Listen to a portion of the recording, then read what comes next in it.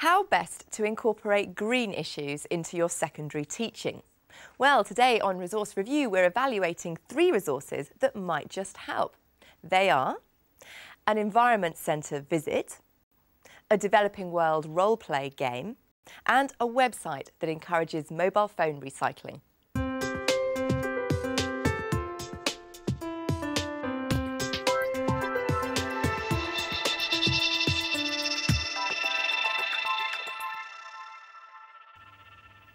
Recommending today's resources is Maggie Smith, lecturer in education at the Open University and chair of the Geographical Association's Environmental and Sustainable Development Education Working Group. On the panel today is Kim Jackson. Kim is the Environmental Education Officer for Brighton and Hove City Council, and Adrienne Jones, an education consultant. And Matthew Tosh, our roving resource investigator, is out and about seeing what teachers and pupils think of the resources. Maggie, your first choice of resource for us today is a recommendation to visit an environment centre. Now, what does that entail and why are you recommending it? Environment centres model good practice in sustainability. They show young people that sustainable actions are actually doable and workable. And so, if you like, it offset to a certain extent the doom and gloom that sometimes comes with talking about sustainability. But this is practical learning, it's hands-on learning and it's fun. It fits into many subjects, everything from art through geography to science, and it's appropriate for years 7, 8 and 9. It's also equally appropriate for GCSE and for post-16. Thank you. Well, Matthew Tosh, our resource investigator, visited one such centre, the Islington Ecology Centre, where 2 North London schools are learning about wind turbines. We're here at the Islington Ecology Centre. Now, the centre is run in an environmentally friendly way. They've got a wind turbine, they recycle grey water and they heat water using solar heat. They run a range of activities, both indoors and outdoors, for local school children. And we're going to see one of these now. It's the Wind Turbine Challenge with some local Year 9 students. Off you come. There's the pulley at the back. So I've got a big pulley here and a small black pulley on the motor, which is going to act as a generator. A wind turbine that's supposed to be about 30 centimetres high. Catherine, there's been lots of activity going on this morning. Can you tell me how you've been using the Eco Centre today? Well, it's the first time we visited the Eco Centre and we were quite excited to be coming down here. And the students have been building their own wind turbine, which has been tested in a wind tunnel. They've responded really well, actually. They've really taken on the challenge. They've been working collaboratively together in their teams. They do energy and electricity as one of their topics, and as part of that topic they explore renewable resources of energy. So it fits in really well with the national curriculum. What's been really nice about today is coming to a centre like this, so not only are they focused on their engineering skills and building the wind turbine, but they've had an introduction to some of the other things that are happening at the Ecology Centre, so it's broadened our mind into thinking about the wider issues. I like the fact that they practice what they preach. They use organic paints, they've got a wind turbine outside, and they're supporting a habitat for different organisms. And so your overall impressions of the Ecology Centre? It's an environmentally friendly resource that's here for the whole community. Thank you very much, Catherine. From an environmentally friendly place, let's go to a friendly person. It must be Hermione.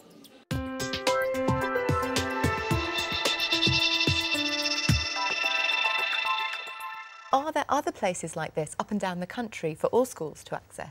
Yes, there are lots of centres, some specialist and large centres like Bishopswood in Worcestershire and the Alternative Technology Centre in Hebden Bridge in Yorkshire.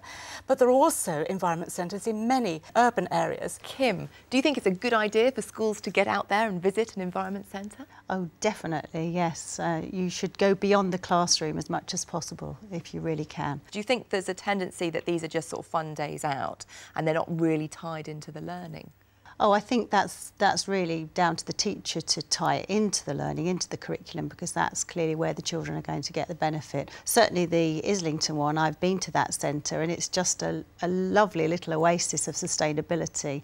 They do practice what they preach there, and it's good for children to see that actually happening before their eyes. Adrienne, what are your thoughts? Well, the most important thing about this is that the DCSF have produced a manifesto about learning outside the classroom. And it is an important element of this. You know, centres like this are important places to go in order to learn outside the classroom. So there is a project which is out and about, for which there are going to be resources produced generally to do with how you deal with health and safety on visits, what kind of work you do, the way it fits into the curriculum. How realistic is it to get out to a centre? Do you think schools are supported enough to do that? Well, I think one value of these environment centres is that here there are expert staff, subject specialists, who can actually give that extra support to teachers in relation to the national curriculum. Well, time now to move on to Maggie's second choice of resource for us today, and it's a booklet produced by Christian Aid called The Poverty Challenge. Explain this resource to us, Maggie, and why you've recommended it. Thank you. The Poverty Challenge is a simulation game. It asks young people to empathise with families living in less economically developed countries and to think about changes and choices that they might make to make their life more sustainable. It's an amazingly flexible resource. It's very well supported in terms of guidance for teachers.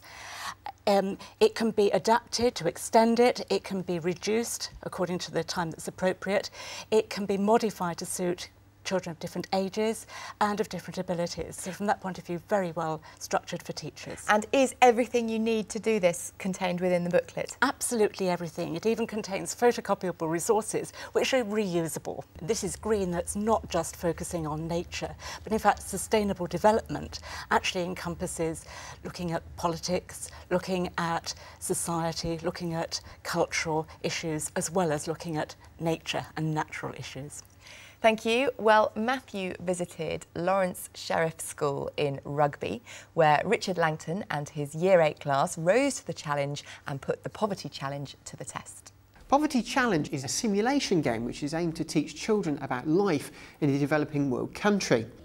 Pupils take on the role of families, and the teacher using the resource throws different scenarios at them. Now the children get to monitor their crops, they can choose whether to send someone to training or not, learn about the effect of NGOs on their community, and at the end of each season they monitor and evaluate how they've done. Well, the lesson's about to start, so it's Richard Langton with his Year 8s, so let's see how he gets on with Poverty Challenge. Now you're organised into teams today, and you've each got a placard on your desk with a different country's name on it. We're going to simulate different years in the life of living in that particular country. You're going to take your crop to the market trader, and they will record how many you've actually produced during the year. Guys, keep walking. Sorry, shade it in on there. We want to be first, please. Richard, we found a quiet corner. Can you tell me how the lesson went today?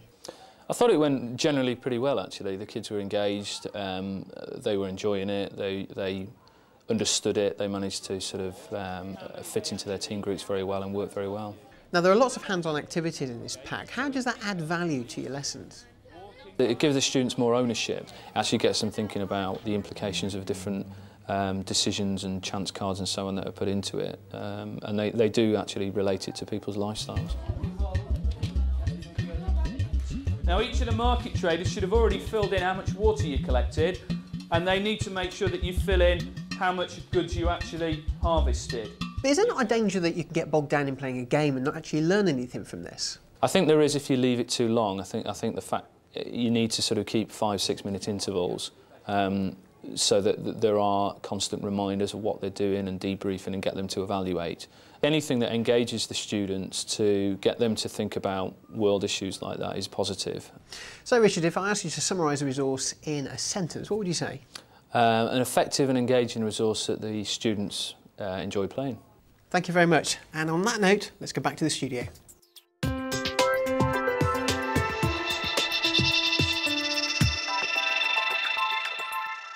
Adrienne, what did you make of the Poverty Challenge?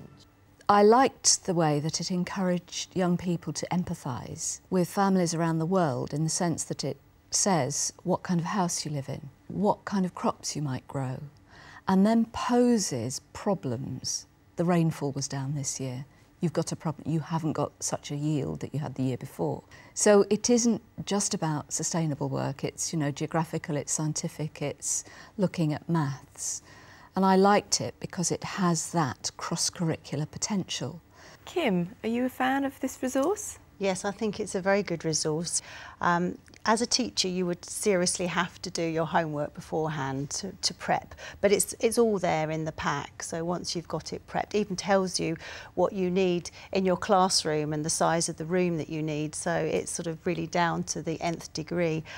What I also like about it is it actually encourages good teamwork within the pupils, so I think that's all to be encouraged, definitely. Thank you. Well, let's move on to Maggie's third choice of resource for us today, and it's a website from Oxfam called Bring Bring. Tell us about the website, Maggie. It has many angles to it. The one that I particularly picked out was a recycling scheme for mobile phones. And I thought this was excellent. The mobile phone recycling is an activity that gets young people organised to set up a recycling scheme. And to my mind, one of the real values of this is that it doesn't just operate inside the school, but it can also extend outside the school to the families and to the local community. Right, OK. And we've got some examples here of the kind of printouts that the pupils or the teacher could download to help facilitate that. Let's see what the panel think briefly. Adrienne. I think anything to get young people thinking about their use of mobile phones is a good scheme. One of the things that I felt the material on the web could do was look a little more at the politics of mobile phones. It doesn't go into that. It talks about the historical development of communications technology. You know, it talks about reusable energy, it talks about how to actually sustain mobile phone use so they're not just thrown away. But I thought it could actually offer a slightly wider picture. I agree that it doesn't cover that angle, but I thought there was enough material in there to act as a launch to thinking political issues. There is a part at the end that actually has activities to take the resource further. Kim, what do you think of this resource? I got into the website and then got carried away by following the links to lots of different pages, which I found was really, really interesting. I loved the fact file. I like this bit. It said 1 mobile phone recycled could provide 5 school books and 20 mobiles could buy 2 donkeys. Right. So you're right, actually, it could really lead on to other issues. Yes, exactly. That just makes it very real for young people.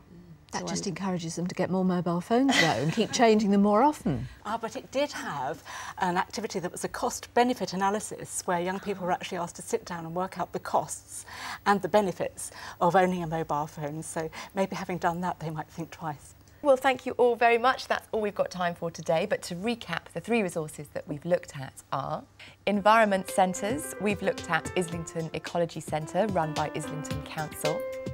Poverty Challenge from Christian Aid, and Bring Bring from Oxfam Education. For more information about the resources that we've discussed today, go to our website. It's teachers.tv/resource review, or if you want to, email us, resourcereview@teachers.tv. I'd like to say a very big thank you to our panel today, to Maggie, to Kim and to Adrienne, and thank you for joining us. See you next time on Resource Review. Bye-bye.